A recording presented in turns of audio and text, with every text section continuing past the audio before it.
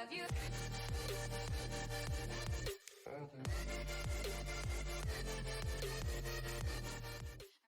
What's going on, everybody? Welcome to another episode of The Artist Reads the Bible. Today we're going to be starting with Exodus 16. 16 is pretty long. The 17, not too bad, so I believe we're going to do 16, 17. As usual, I got my highlighter, got my decaf Java juice, which I just made, and I got the Living Word of God right here. I'm going to get some of this decaf Java juice.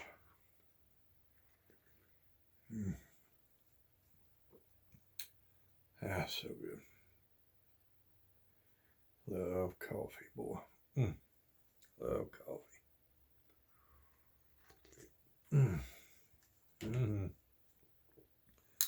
Get these off and let's get reading, shall we?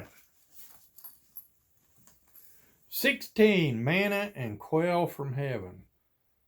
Let's see, like I said, every time you read it, learn something new. I thought it was just manna that come down from heaven.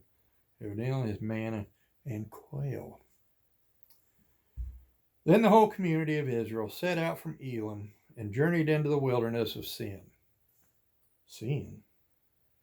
Oh, it was related to Sinai. Okay. Between Elim and Mount Sinai. They arrived there on the 15th day of the second month, 1 month after leaving the land of Egypt. There, too, the whole community of Israel complained about Moses and Aaron. Seems to be a recurring theme with the Israelites, doesn't it? If only the Lord had killed us back in Egypt, they moaned. Then we sat around pots filled with meat and ate all the bread we wanted. But now you have brought us into this wilderness to starve us all to death. Never happy, are they? Kind of sounds like his country nowadays, doesn't it? Then the Lord said to Moses, "Look, I'm going to rain down food from heaven for you. Each day the people can go out and pick up as much food as they need. For that day I will test them in this to see whether or not they will follow my instructions. On the 6th day they will gather food, and when they prepare it, there will be twice as much as usual." So Moses and Aaron said to all the people of Israel, "By evening you will realize it was the Lord who brought you out of the land of Egypt. In the morning you will see the glory of the Lord, because he has heard your complaints, which are against him, not against us. What have we done that you should complain about us?" Then Moses added, "The Lord will give you meat to eat in the evening, and bread to satisfy you in the morning, for he has heard all your complaints against him. What have we done? Yes, your complaints are against the Lord, not against us." Then Moses said to Aaron, "Announce this to the entire community of Israel. Present yourselves before the Lord, for he has heard your complaining." And as Aaron spoke to the whole community of Israel, they looked out toward the wilderness. There they could see the awesome glory of the Lord in the cloud. Yet they still complain a lot, don't they? I don't get it. Then the Lord said to Moses, "I have heard the Israelites' complaints. Now tell them, in the evening you will have meat to eat." I'm guessing that's the quail. "And in the morning you will have all the bread you want." I'm guessing that's the manna. "Then you will know that I am the Lord your God." That evening, vast numbers of quail flew in and covered the camp. And the next morning, the area around the camp was wet with dew. When the dew evaporated, a flaky substance as fine as frost blanketed the ground. The Israelites were puzzled when they saw it. "What is it?" they asked each other. They had no idea what it was. That'd be the manna. And Moses told them, "It is the food the Lord has given you to eat. These are the Lord's instructions. Each household should gather as much as it needs. Pick up 2 quarts for each person in your tent." So the people of Israel did as they were told. Some gathered a lot, some only a little. And when they measured it out, everyone had just enough. Those who gathered a lot had nothing left over, and those who gathered only a little had enough. Pretty funny how that works out, isn't it? God always provides. Each family had just what it needed. Then Moses told them, "Do not keep any of it until morning." But some of them didn't listen and kept some of it until morning. But by then it was full of maggots and a terrible smell. Moses was very angry with them. See a recurring theme here? They complain a lot and they don't listen. Kind of like us today, huh? After this, people gathered the food morning by morning, each family according to its need. And as the sun became hot, the flakes they had not picked up melted and disappeared.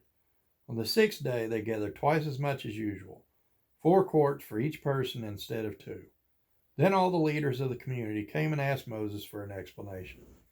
He told them, "This is what the Lord commanded. Tomorrow will be a day of complete rest, a holy Sabbath day set apart for the Lord. So bake or boil as much as you want today, and set aside what is left for tomorrow." So they put some aside until morning, just as Moses had commanded.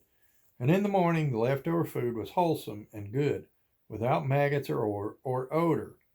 Moses said, "Eat this food today, for today is a Sabbath day, dedicated to the Lord. There will be no food on the ground today.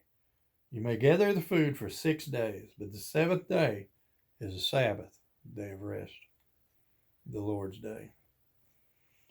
There will be no food on the ground that day." Some of the people went out anyway on the seventh day, but they found no food. The Lord asked Moses, "How long will these people refuse to obey my commands and instructions?" Stiff-necked people. They must realize that the Sabbath is the Lord's gift to you. That is why he gives you a 2-day supply on the 6th day, so it will be enough for 2 days. On the Sabbath day, you must each stay in your place. Do not go out to pick up food on the 7th day. So the people did not gather any food on the 7th day. The Israelites called the food manna. It was white like coriander seed, and it tasted like honey wafers. Have quail at night and honey wafers during the day.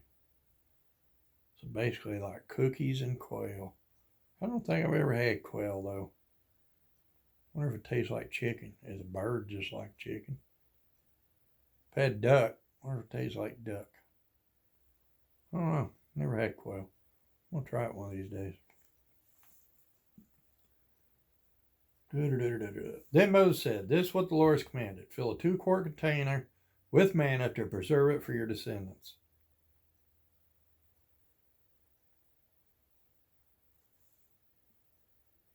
I'm a little confused. For your descendants, like offsprings. It's the Lord. He can do anything he wants.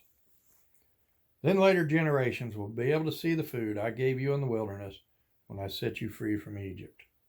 Moses said to Aaron, "Get a jar and fill it with 2 quarts of manna. Then put it in a sacred place before the Lord to preserve it for all future generations." I wonder if that's still around. You know, they found Noah's Ark. They found what's them scrolls? Dead Sea Scrolls. They found where Sodom and Gomorrah was. They found the brimstone in the ground. They found the rock where the water came out of the rock. I mean, I wonder if by some chance they still have that. Boy, I'd love to see that, wouldn't you? Aaron did just as the Lord had commanded Moses. He eventually placed it in the Ark of the Covenant in front of the stone tablet inscribed with the terms of the covenant. So the people of Israel ate manna for 40 years until they arrived at the land where they would settle. They ate manna until they came to the border of the land of Canaan. The container used to measure the manna was an omer, which was 1/10 of an ephah. It held about 2 quarts. Let me give me a little coffee. That was 16, by the way. 40 years.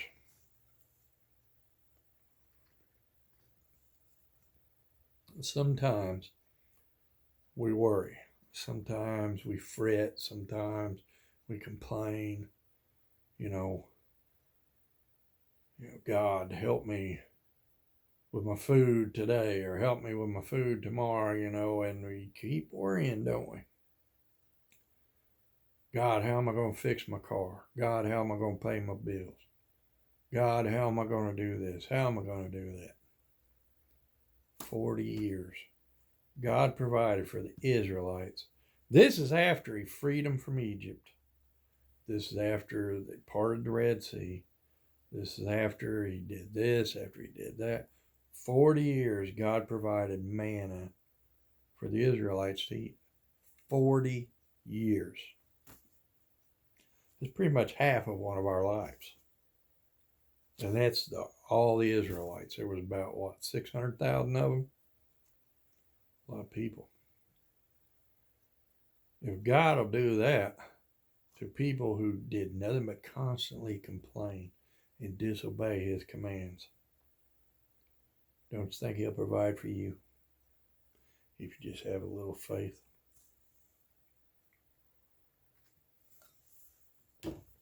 Think about that.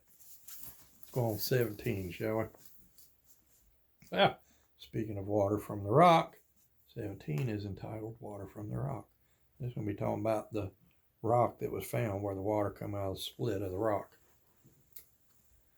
And there's been proof it exists, and they found it. And they can tell that water came through this one part continuously, caused erosion in the rock.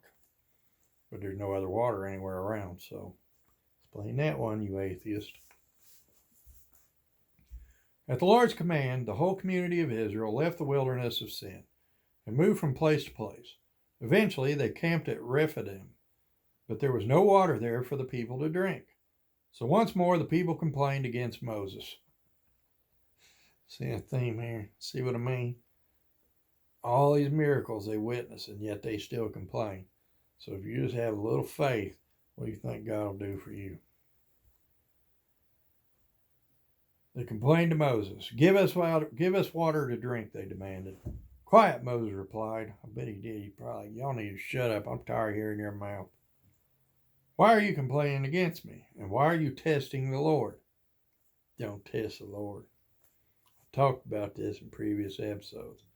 Even Jesus said it to the devil when he wanted him to jump off the highest synagogue.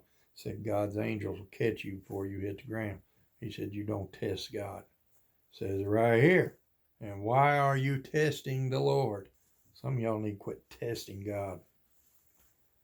But tormented by thirst, they continued to argue with Moses.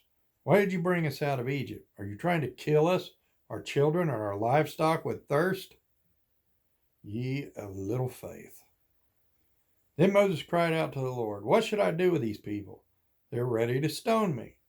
The Lord said to Moses, walk out in front of the people, take your staff, the one you used when you struck the water of the Nile, and call some of the elders of Israel to join you. I will stand before you on the rock at Mount Sinai. Strike the rock, and water will come gushing out. Then the people will be able to drink. So Moses struck the rock, as he was told, and water gushed out as the elders looked on. And that rock still exists today. And there's proof that the continuous amount of water flowing out of it caused erosion in the rock.